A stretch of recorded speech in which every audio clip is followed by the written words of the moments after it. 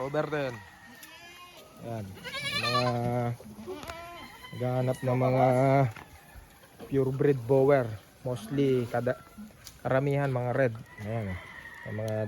Mga ganyan kalalaki. Pwede nang i-release sa December. Madami tayo. Meron tayong 11 bisero. Siguro may tatabi lang namin doon, ilang piraso lang. Ang out lahat yan. Ito, itong dalawan to, triplet, si pinanganak, namatay lang yung isa. Upgraded lang to, medyo mababa ang presyo. Parehas babae, ayan. Ayan, parehas babae. Isang red, isang painted. Anglo, upgraded Anglo yung nanay. Pero malaking kambing din to.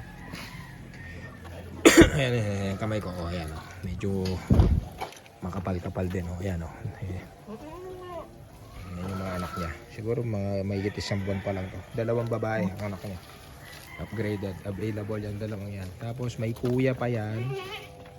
Isa, ito. Ayan. Hindi niya pala kuya. Kasi ito, ayan yung nanay niya. Yan, magkatabi, mag-ina yan. Ayan, available yan. Backling. Magandang pang-upgrade. Mura lang na lang to. Malaking kambing to. Kita naman. Ayan, oh, bumabara ako na.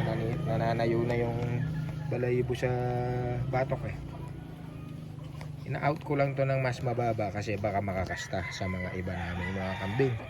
Pero kung i-out ko to sa presyo niya talaga, hanggang 15 siguro. 12 hanggang 15. Yung kapatid nito nabenta ko 12. Mas maliit pa sila nun.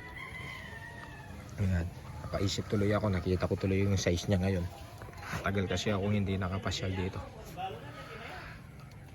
Available yan. PM lang kayo.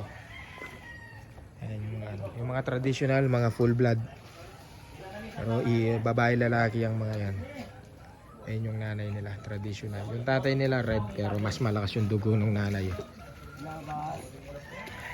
Yan, upgraded Anglo din to.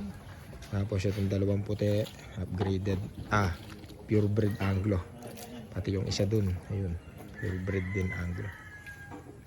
Tapos lahat nun bower na, red bower, purebred hanggang full blood. Ito full blood yan. May anak din yan, hindi ko alam kung nasaan. So yan, message lang kayo.